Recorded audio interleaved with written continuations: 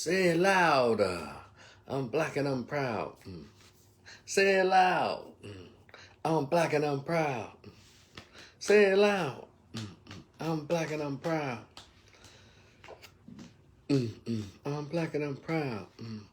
Say it loud. I'm black and I'm proud. Say it louder. I'm black and I'm proud. Oh, Lord. Y'all come on in. What's up, it's your man Rico? I'm back. I haven't done a live in a minute. These are probably the best. See, what else is pretty damn good? Those element water's pretty good. What's up, Mario?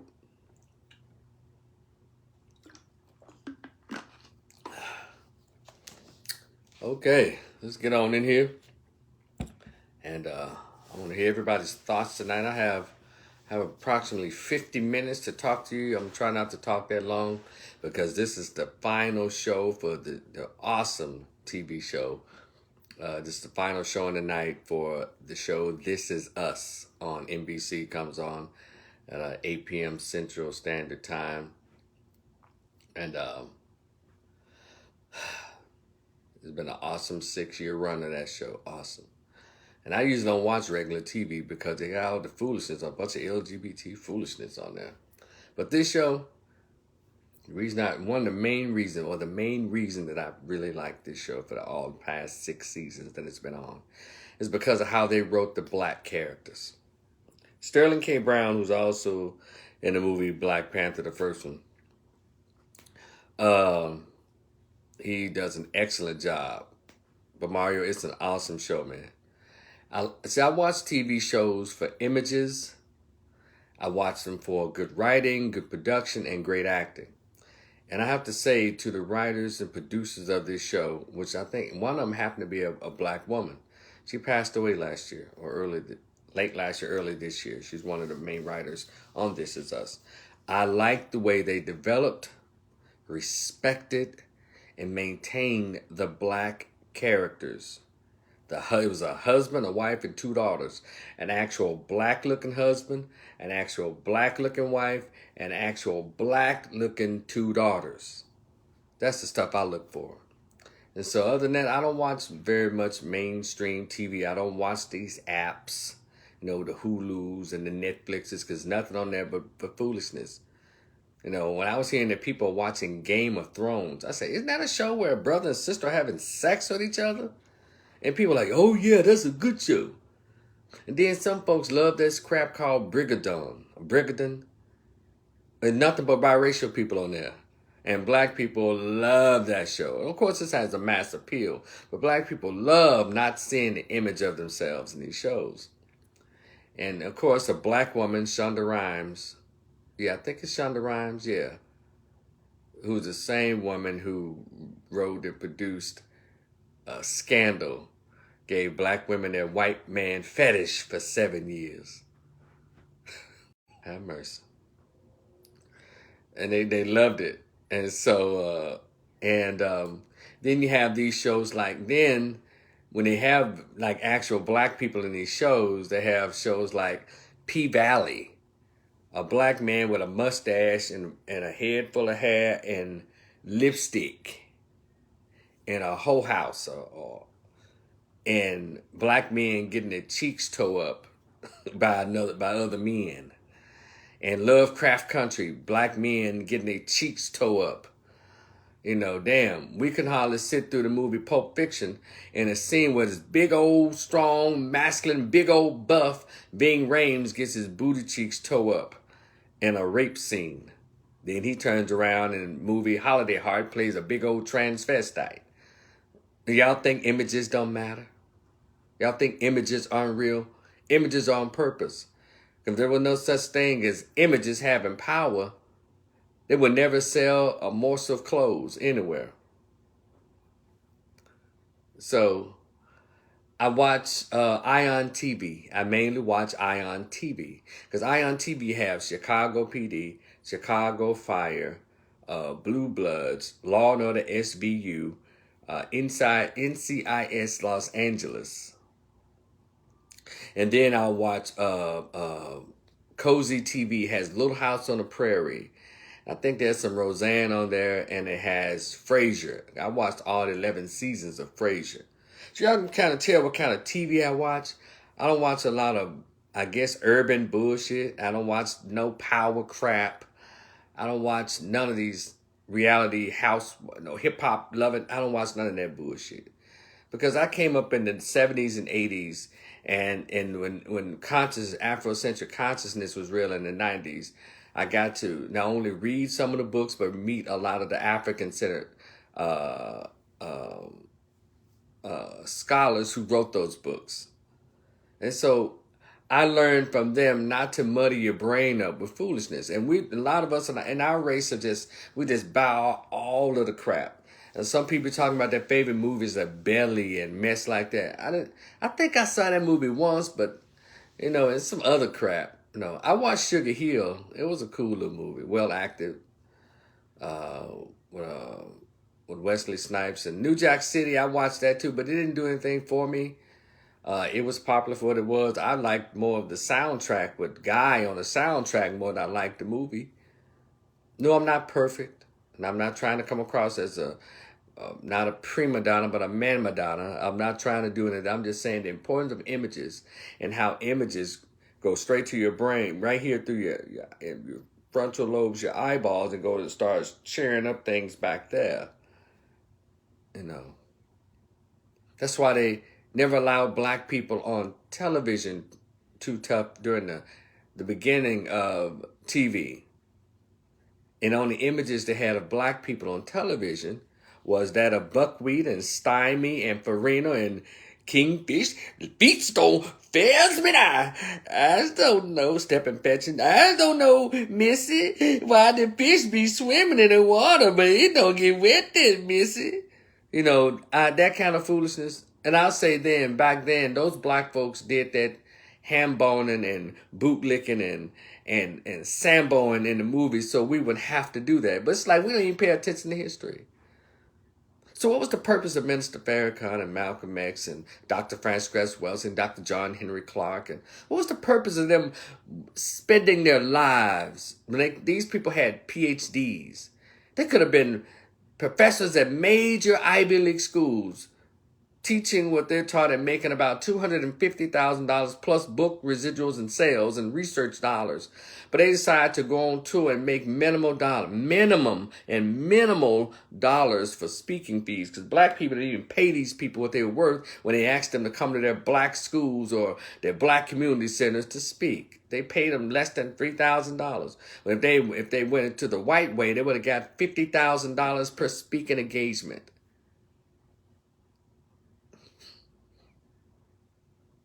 And we wonder why we're still on the bottom of the list. We didn't take ourselves seriously. We didn't take our scholars, men and women who died broke, died damn near homeless, died sick in the hospital. Shout out to Brother Steve Coakley. I'm not saying that happened to him. I just know, he worked his ass off to try to teach knowledge and history to black people.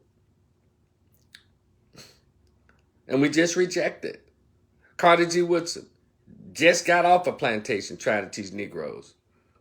Ask me how many black person owns a Miseducation of the Negro book. Yeah, you can read the books Think and Grow Rich, Rich Dad, Poor Dads by the white and Asian authors.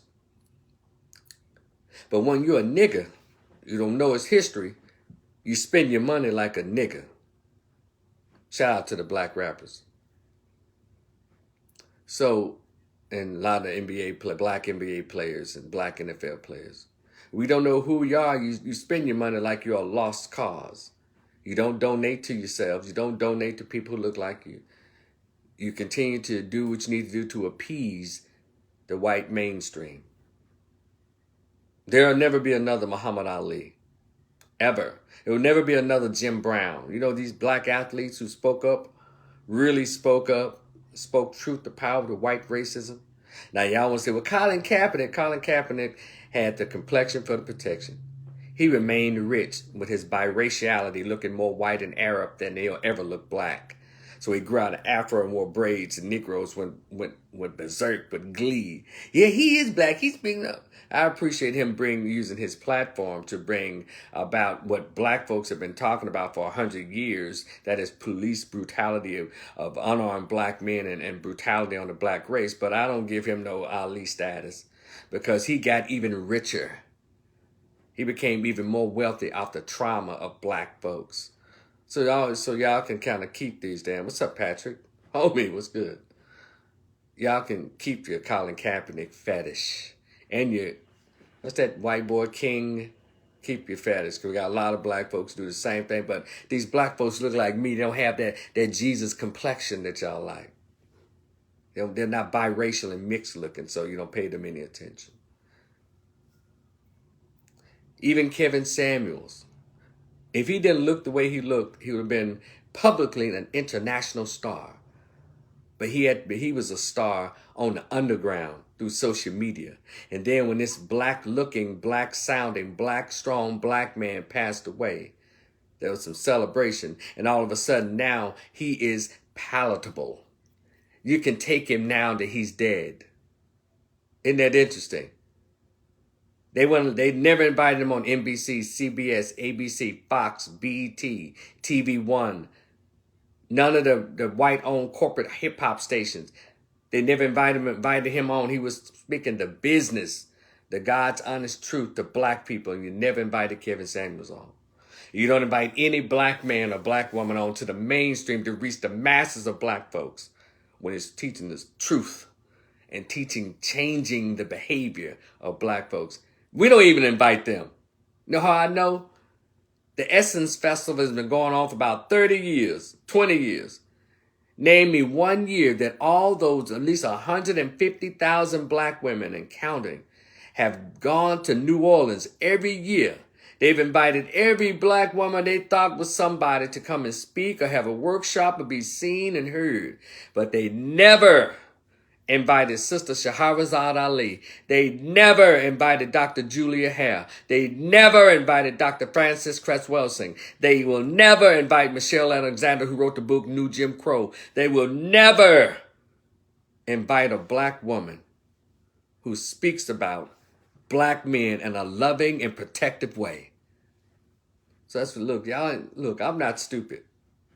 I know what the game is because I learned from the scholars about racism, white supremacy, not this woke bullshit that came up because black Democrats hated Trump and they funded them $5 million plus to get started, and they made $90 million off of Negroes' ignorance. They call them Black Lives Matter. And now they're spending all their money on mansions in white neighborhoods. Come on, you can't make this shit up. A lot of us don't have a clue about what racism is. Don't have a clue. Because you haven't done the work. And also, it doesn't fit your narrative. Your narrative being finding a comfortable spot under racism, white supremacy. Millions of blacks have found a comfortable position under racism, white supremacy. Racism. Well, Lord, don't bother me. It is me and my family. Yeah, brother, you make $100,000 on your job. Yeah, sister, you make $80,000 to $150,000. Yeah, you're a doctor, brother. Yeah, you're a lawyer, sister. But that doesn't change racism. Guess what? In your positions, you don't do anything to promote our race. You don't do anything to promote. You know what's most interesting? I'm going to get to my point. This was just on my mind. You know how Christian folks say, God put some on my heart. Well, this is on my mind before I get to my topic. Isn't it interesting? We have all these black women who are prosecuting attorneys. They're defense attorneys. They're judges. And then they're the same people who get in the group of black women and say, there aren't any eligible black men to marry.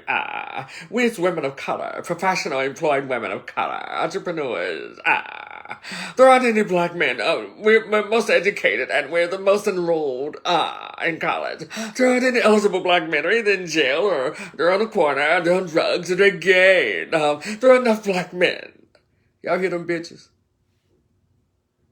They in every position under white supremacy to make a change, and they don't. There are a lot of black dudes too. But they don't claim they're not a black man for me to marry. I'm clutching pearls. Ain't enough black men for me to be with. That's why I don't take, I'm sorry, I can't take a lot of people seriously. Because I studied what the scholars put out there for us. Y'all would think that when I lived in Memphis and I was on the radio all the time talking about racism, y'all would think I just didn't sound like this when I moved to Dallas. I didn't just sound like this even when I went to college. I sounded like this when I was a young man. And I was going back and forth to college to my hometown of Memphis, Tennessee. And I would call on the radio all the time talking about the importance of, black males and our race is coming together and all. I used to talk about it all the time. And that same radio station, shout out to WDIA, black radio station, I would talk about these things. Here I had a college degree, master's degree, and I worked as a therapist. Y'all think that anybody who heard me speak about the progression of our race and what's best for our children, you think any one of them ever invited me to come speak at a junior high or high school there? Now, had I looked, because I was also on the news protesting things. I was the only black man, only human being in period. Only human being who stood out and had his own protest of R. Kelly in 2002 in Memphis. The only human being, and I was the only human being to do it in Dallas. When I moved here in 2008 and 2009 and R. Kelly came, I was out there with my protest sign by myself. So I understand how the masses of blacks, as Carter G. Woodson said, when you have control of their minds, the rest will follow. And the Willie Lynch letter, they argue that, but it's a real thing.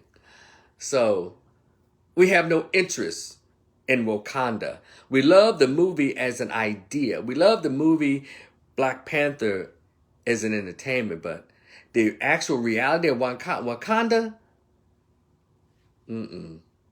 So that's why I looked at these people making a jackass of themselves when they went to the movie theater wearing Coming to America costumes and coming out doing this dumbass shit. And it's just ignorant. It was such a clown show. I said, these stupid niggas. Some of them rolled past a lot of black ghettos from their white suburbs to go watch the movie Wakanda, and then roll right past those black ghettos to their white suburbs talking about some damn Wakanda. And your son and daughter's the only black kid in their classroom. N-word, please. So needless to say, I don't take a lot of us seriously. Sure, I party and kick it with whomever. But y'all, in my heart and my soul, I don't take my race in America seriously. I can't. Because I've seen the history. History is there on the record. You love black men like Kevin Samuels. You love black men like Jesus Christ. You love black men like Malcolm. You love black men like Martin. You love black men like Marcus when they're dead. Because white folks tell you that it's okay to like them. Matter of fact, they'll even put a mass marketing campaign behind their names. Ba ba ba ba ba. I'm loving it.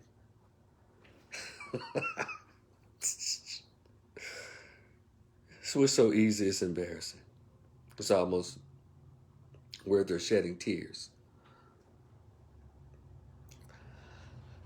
So here I go again. And I got a friend at home that said, Rico Man. Rico Man, I know you can't help it, man. You're a better man than me. He and I laugh about this. He told me this years ago, but it comes up every once in a while. And we're on the phone or we're in person. We just laugh about it because when he said he was very serious. And I think he feels sorry for me in some way. When he said to me, Rico, you're a better man than me. Even my brother, my brother said the same thing to me. He said, I know you be speaking, and you be trying to help, and you be trying to educate black people. And my man said, but you're a better man than me. He said, I wouldn't even waste my time if I were you. That's what he said. And we laugh about it. He laughs hysterically. I said, yeah, man. I'll tell him exactly what he said. He said, I wouldn't even waste my time if I were you. I said, hell, I've been doing it since I was a teenager. I'm 53 now. It's like I've actually worked on trying to not do this, but I'm gonna take a phrase from the fraternity Phi Alpha fraternity incorporated when they say a lot are chosen but few are frozen. Well, if I can just kind of piggyback on that, a few are chosen, period. When God chooses, you know who he chooses. Because the person that God chooses, it offends the masses. It certainly offends white folks. And it offends black people who are trying to survive under racism. Because he sounds like, or she sounds like freedom. And we're not interested in freedom anymore. Y'all know how I know this? During the civil rights movement, everybody on the planet fought the white man in a war. Everybody fought the white man in a war. Spanish-American War, the Vietnam War, World War II, the Japanese, Native Americans fought Andrew Jackson, all the first presidents. Everybody fought in a bloody battle. Even the Haitians fought the French. Everybody fought a war. But black folks, when it's time for us to fight, we fought along with the enemy. They called it a civil war. They used Negroes to fight they called them Buffalo Soldiers. They used the Negroes to hunt Native Americans. We never fought that white man. How is he going to respect it? One thing you have to know about the white man, he's about war, blood, and war. If you haven't fought him, he's not going to respect you. We stand around and watch how America pushes every other immigrant forward and a pass around us with rights and money. And black people are saying, hey, what about us? We integrated. We let the Lord and Savior Jesus Christ. So forgive us. Teach us to forgiveness. Everybody that I name has had some war in the history with the white man. When you fight him and give him a good fight, he respects you. He doesn't respect protesting. He doesn't respect, hey, stop killing us. Hands up, don't shoot. And a lot of those people who talking about some hands up, don't shoot, them rubber bullets, the police were shooting, tore their ass to bits. Eye out there, fuck. Eye out. They got mental health. They got still lumps and bumps from getting their ass whipped, snatched out of cars. And those folks from the civil rights movement, same thing. They got their ass whooped on that Pettis Bridge. They got dog sicked on them. They got church bombed. They got all this shit. That's why white people don't respect people whose ass they can kick all willy-nilly. They don't. That's anybody. You ain't got to put race on it. Just put the word bully. When does a bully respect the person they're bullying? When they fight back. And black people have yet. And so instead of fighting the white man, we've turned to fighting each other. Black women will say shit about black men all day long, but will not open their mouths about what white men do. I have yet to hear a black woman say anything publicly. You know those popular, like the Brittany Coopers and the Oprahs and Ava DuVernay and all these people who popular, famous black women, the powerful, empowered, black girl magic, black girl rocks. Those black women, they have yet to make TikTok, Instagram, Facebook, Twitter posts going in on their white boy. We haven't seen it. Now, someone like a Dear Hughley or somebody else famous will put up a post talking about how they're talking about it politically, then all of a sudden they chitter-chatting. We have yet to see the Black Female Brigade, the same brigade that came out and laughed and celebrated Kevin Samuels' death. They haven't gone in on that white boy. I say he must have had a black girlfriend or something. Just something about him that they find attractive or something. Or how about this? This generation of black women, they mean they're going to get them a white man, even if it means turning on and trading on their own race. And that's what you're saying. They will not say anything. White boy can do anything to them. But you know what they do? Instead of attacking that white man, they'll say, we're black men. We're not protected. We need to be protected from that white man.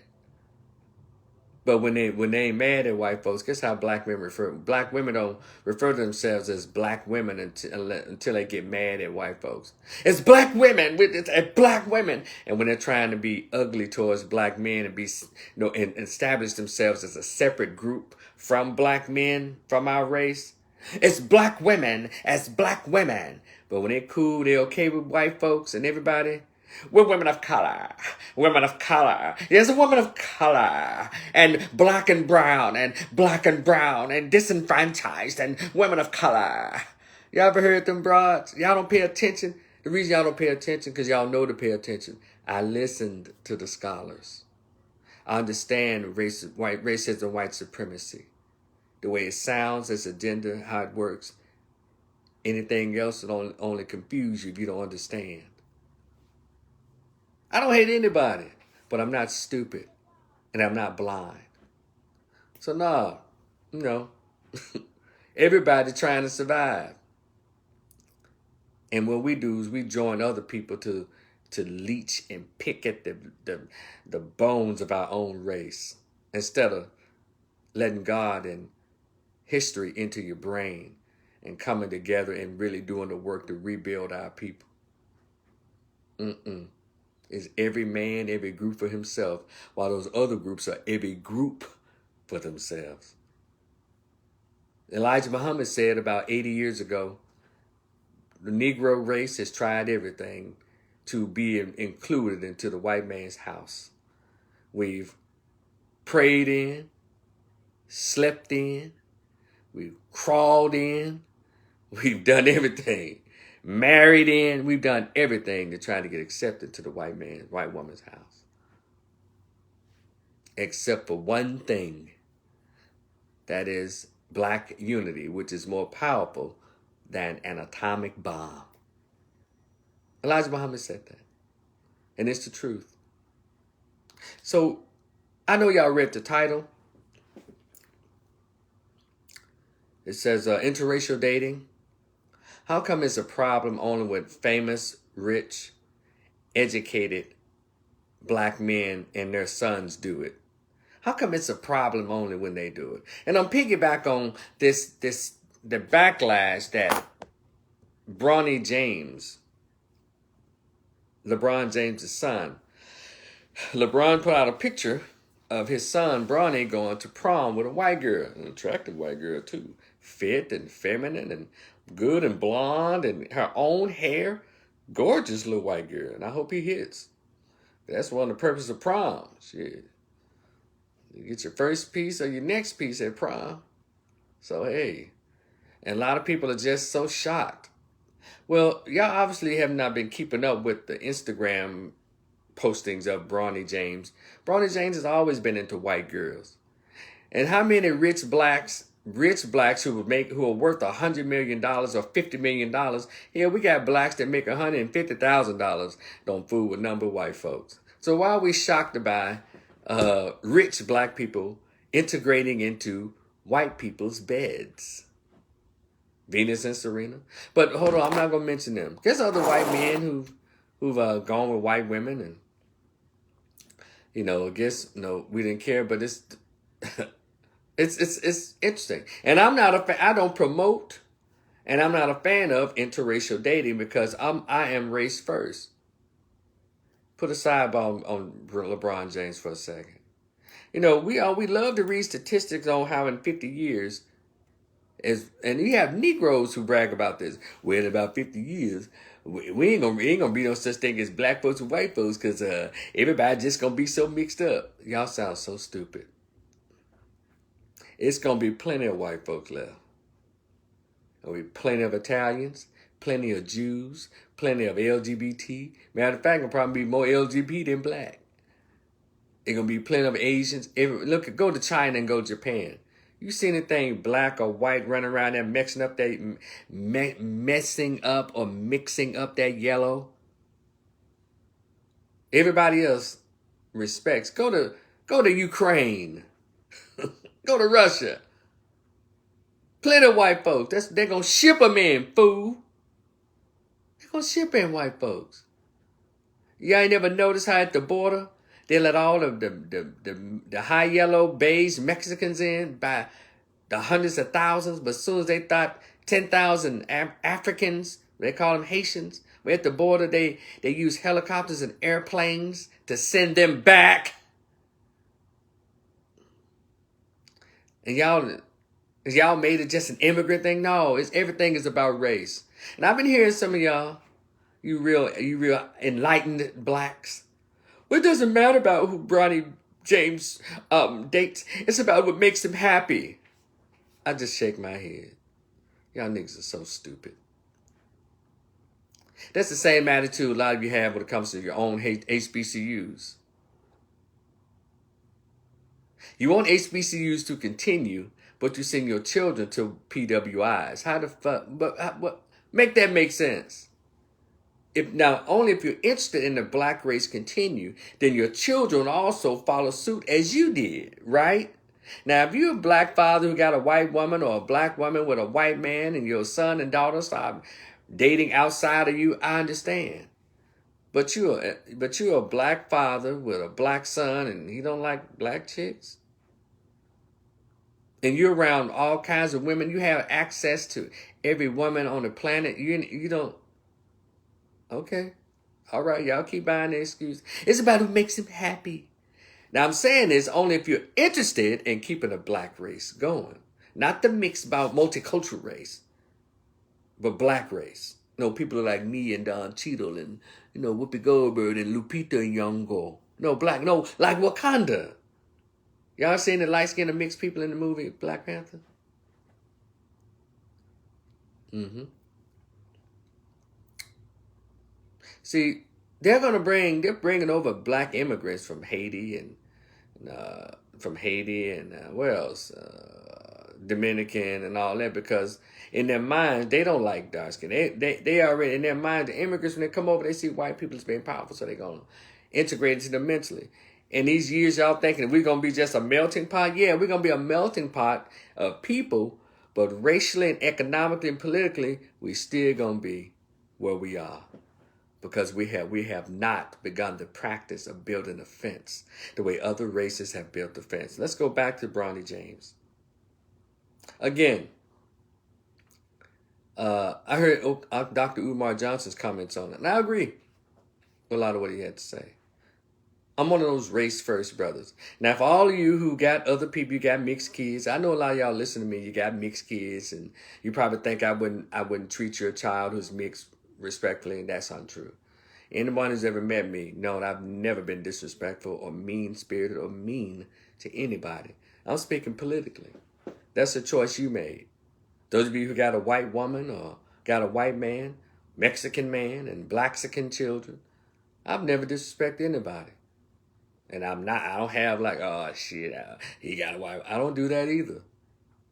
I know I've been around a lot of you who got non-black children and non-black, but I've never disrespected anybody. But please, let's be intelligent. If you understood what Dr. Claude Anderson talks about and what the world is really about, race is actually a race of groups. A race for survival, a race for resources. And black people, we failed. Let me go back when I said everybody's fought the white man except for us. And put Bronny James on the side for a minute. Every group is fought, and when it's our time to fight white folks, we decide to pray and let them sick dogs on us and set up teenagers to get their asses beat to try to warm the hearts of Satan. And so this whole Bronny James thing just brings up the conversation, a conversation that black people just, quite frankly, aren't intelligent enough or just not prepared to have about race. Because we just do not want to talk about the black race as a group like this, a group. We only like it when it's convenient or when it's cool. This only time, I'm always a black dude. And it's funny, we'll take anybody else who's saying what they think is black stuff, but don't look like us. Oh, we make them the black all day long. Go back to how y'all canonized Colin Kaepernick. He's soul brother number one. We had brothers like Fred Hampton. Y'all don't celebrate. A lot of y'all didn't celebrate Malcolm X. He was good and light skinned, but I guess he sounded too black. Meaning he sounded too much about unifying our race. And I keep saying the word race because it seems to offend people when you say the word race. Again, I don't have a problem with what you decide to do, but I'm going to talk about my race and understand the purpose of why we're here and what we should be doing. There should be a lot of schools that should be teaching black children about who they are. When children learn their history, that gives them self-esteem and a purpose.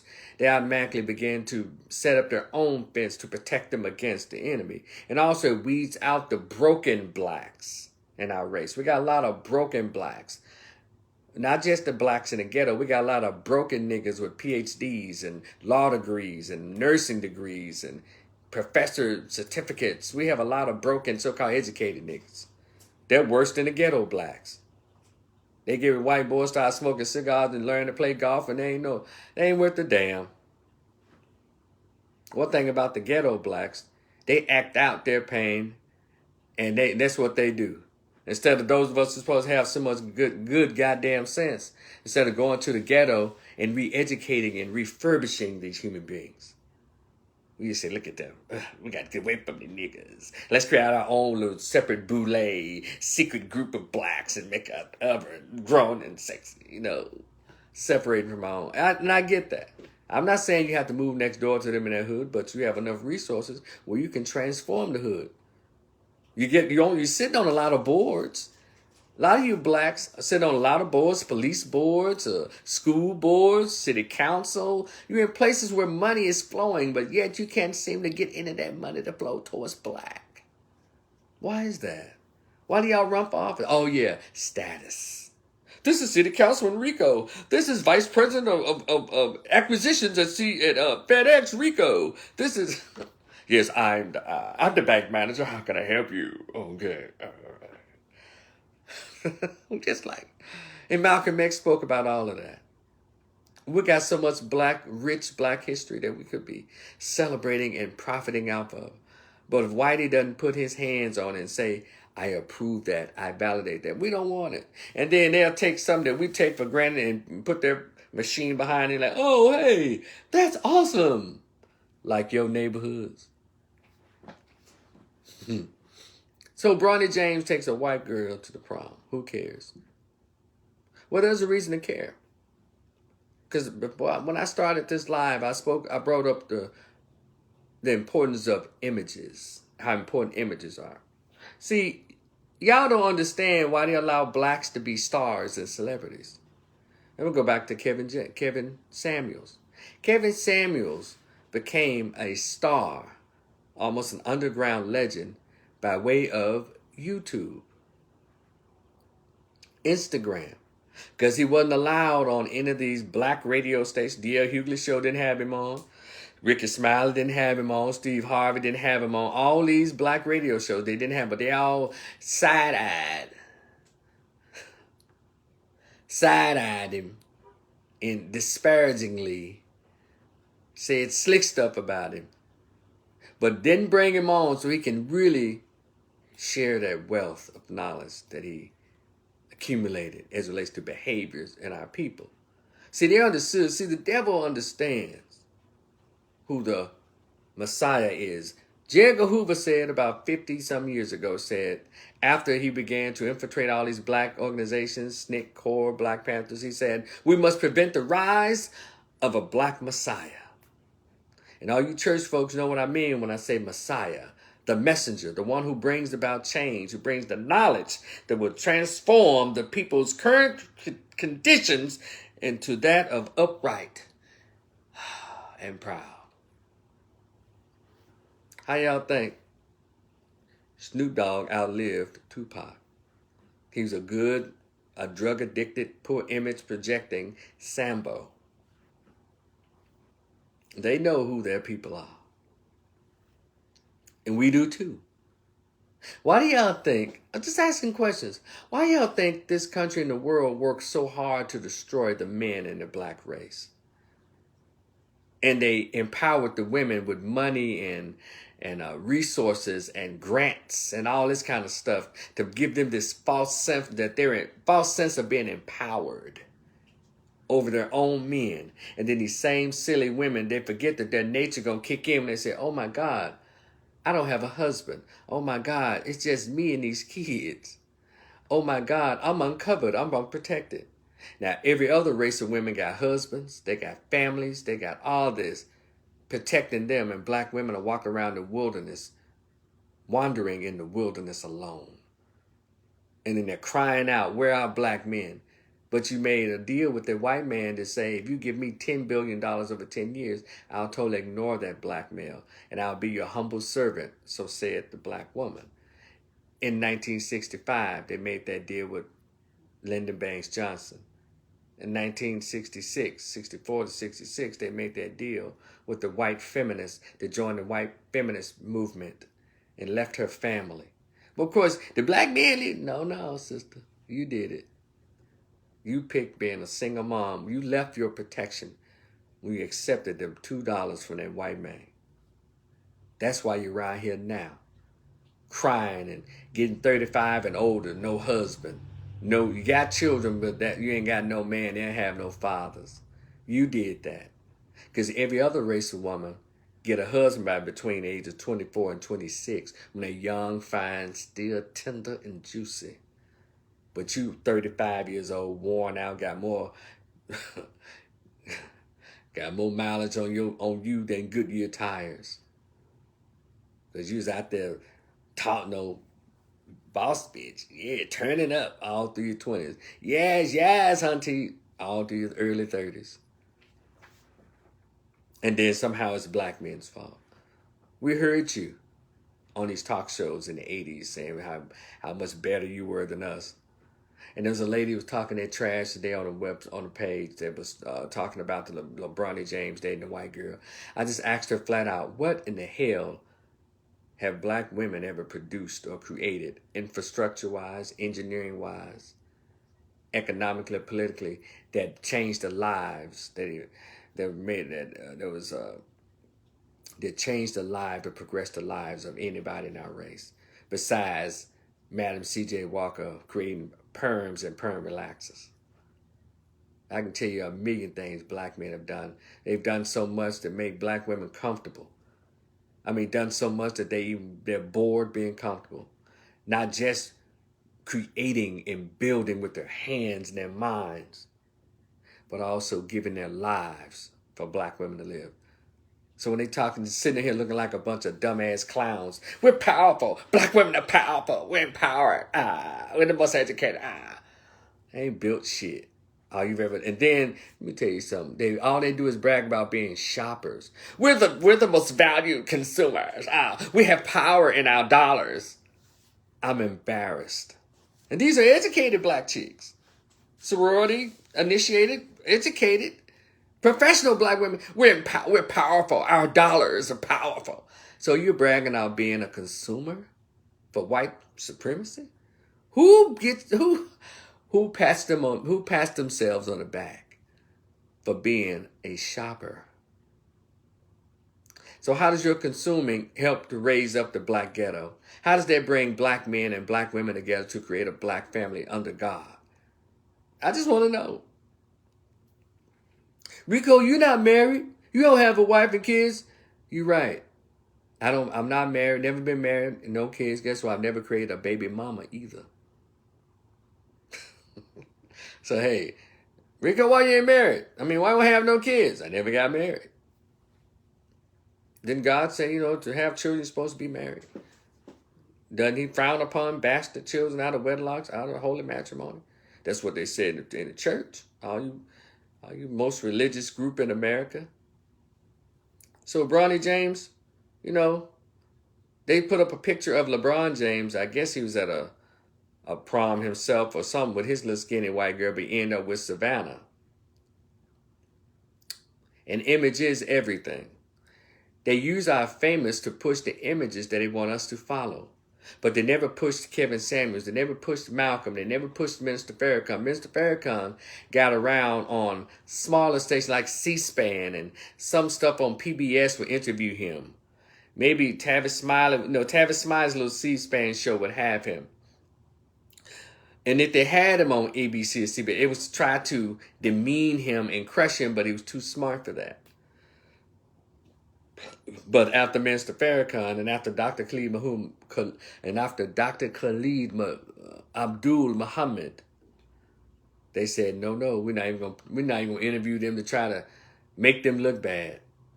So Kevin Samuels broke through a wall through social media. And they're working on changing that too, because the black manosphere has gotten even stronger as relates to educating younger black men about the foolishness. And they don't want that to happen. Even in his death, he's gotten bigger.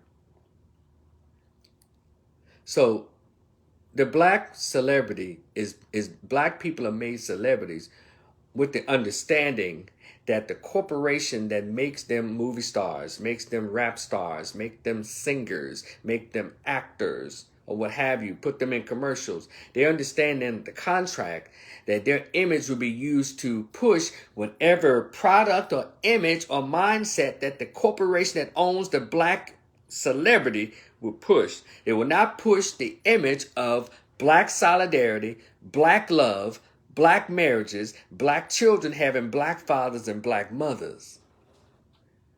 LeBron James knows this. Because but one thing about it, LeBron James is the same Negro. I know y'all try to give him a lot of props. Let me give him his small props for something that anybody can do.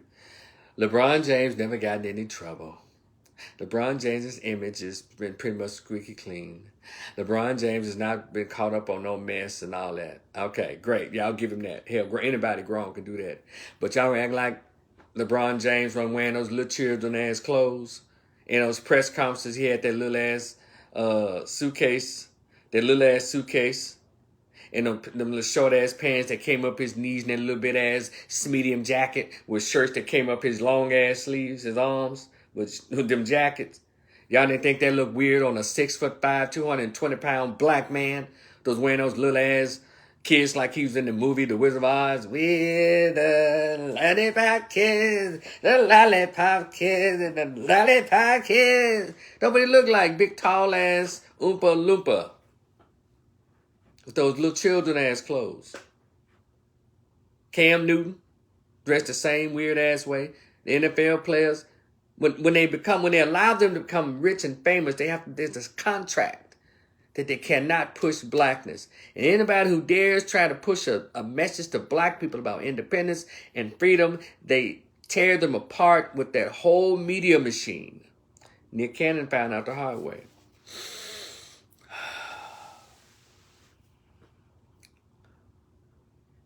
Kyrie Irving. It was all on, but he survived it.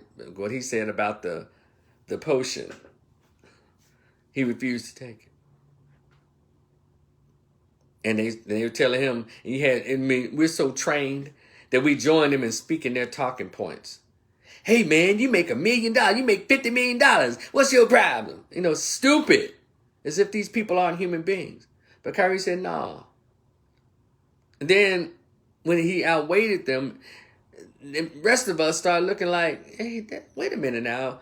If Brooklyn Nets don't want him to play for fear of spreading or whatever, making his teammates unsafe, but yet they let other teams come in who were not with the potion play, well, you don't think they're going to spread to the team? So that blew that dumbass theory out the water. So he's been playing and he's been killing them. You have to understand. When you start working for God, the devil gets on notice.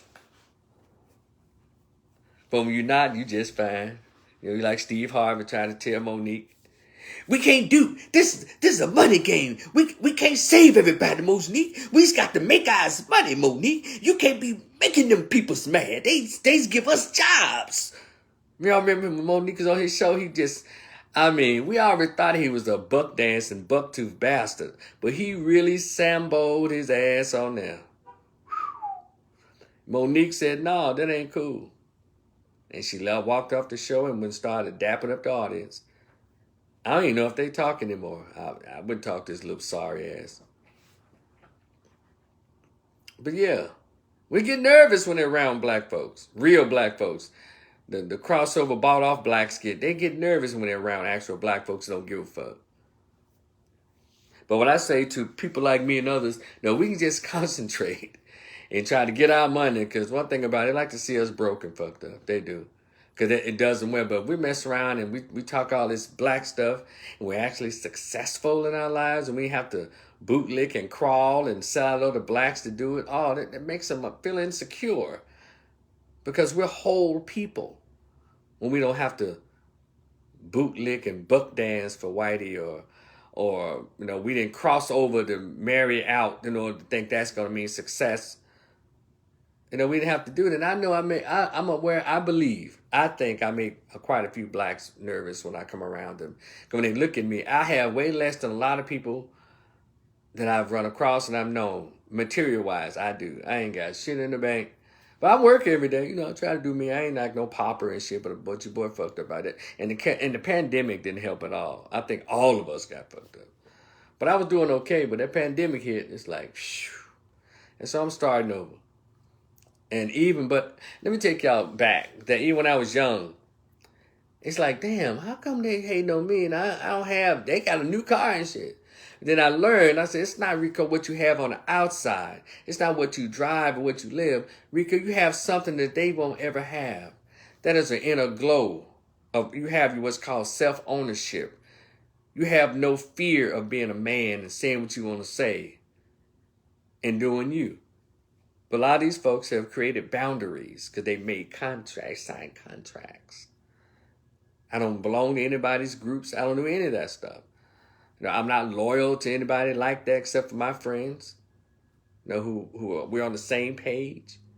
So I'm not, and people don't particularly care for free people. And so the Bronny James image is a real thing, and LeBron James, and y'all do LeBron James a favor. Y'all stop. Y'all let him be free. See, y'all still gonna act like LeBron James wasn't in that picture with Andy Leibovitz, the racist Jewish photographer, who took a picture of him. He was so stupid he didn't know what she was doing. When a picture of him and the white woman, he doing this. Look, and then we quickly say, hey, isn't this King Kong and Fay Ray? The whole world, see, the internet is, man, unstoppable, undefeated. And so he like, he didn't know. He had a white woman laying across here that covered that Time magazine. He looked like a big gorilla. And then, see, everybody know who you are, but you don't know who you are. And had him looking stupid. You know what he said? I don't see anything wrong with it. It was just two people having fun. Carter G. Woodson said, when you take a man's mind, everything else will just follow. See, they don't want us to learn any history. And a lot of you don't want to learn it either. Because, see, when you learn who God is, when you learn the truth, yes, there is an assignment that's given to you, and all of us don't want that smoke. And it's not easy. Ask all the people that you worship now, Dr. King. See, Dr. King got God's assignment in the last 3 years of his life. When he started talking about Poor People's Campaign, talking about our reparations, that's when he got God's assignment. The rest of the assignment that he was working up until then were the black gays and black Greek bootlicks who were trying to integrate and get positions in white racism. When Dr. Martin Luther King got God's orders from 66 to 68, we were talking about, where's our paycheck? You give white farmers low interest loans to mechanize their farms. But the black man, not giving him anything he had to pull himself up by the bootstraps. When how we gonna do that? We never had any boots. See, when he started talking like that, it was time to take him out. Y'all understand? Y'all ain't stupid. Me either. I don't want that smoke either, but but damn. So LeBron James, let me tell y'all something. Y'all act like LeBron James wasn't tweeting that white girl, that skater, that white girl who's a skater. Was she a skater? And she busted him out. Y'all think LeBron actually want to be with Savannah? Y'all the ones holding that man up. So he got to live through his son with the white woman that LeBron James actually want. These rich black dudes don't want no black chicks. And it's all right. Not all, but too many. These black athletes, they don't want no black chicks. Look at them. They want a black chick so bad that they'll get a biracial chick on Instagram. a thought on Instagram and have a baby with her. That's how they don't want no black chicks. And it's not all, but y'all know that's what they go for. Some of them come out to the big white school with their Becky on their arm and propose to them just as they signed the multi-million-dollar contract. So will y'all please do LeBron James a favor and let him go? Say, LeBron, it's okay. We know you just stand with Savannah just so you won't upset black women. But I know, LeBron, I know you want that because you have access to any white woman, any woman you want, but I know you don't want Savannah anymore. But if you can hold on to all your sons, get 18 and up, they go off to college, and then go ahead and let Savannah get her $500 million and she can move on and get at your boy Savannah. No, but because he doesn't want to be there. Y'all, I'm telling you now, y'all have to believe me. He doesn't look very happy. So he's going to live vicariously through his son. Because he know damn well that he had access and resources to have his son around some of the most beautiful sisters. They ain't have to be American either. But anyway, I just wanted to share that. Again, it's probably going deaf ears, but it'll be on record that I said it. Bronny James gets all this heat. And guess what y'all didn't pay attention to? Did y'all know that Emmitt Smith, the NFL player from Dallas Cowboys, his daughter went to the prom with a white male? Did y'all know that? Oh, y'all didn't care. Because it wasn't his son that did it. And sisters, y'all had to cut this out. Y'all gonna have to stop jumping on black men who are rich or educated, who decide to go out with an Asian or a white woman or a spicy Latina for prom or for date or to marry. Y'all got to cut it out. Because every time a black woman happens to land even an average white man, rich or just a teacher in the high school, that's right, sis. Get your love, sis. Yes, love knows no color. So don't y'all hate on her, sis. Go, sis. Y'all got to cut that out because now people see you and you look stupid. The hypocrisy is real. It makes you look desperate and it's embarrassing. But don't do us no favors now because we certainly don't want to be, we are not anyone's plan B after you've run out. So, but anyway, my show is about to come on. I told y'all if you watched this from the beginning, This Is Us, the final show is about to come on and I got my tissue.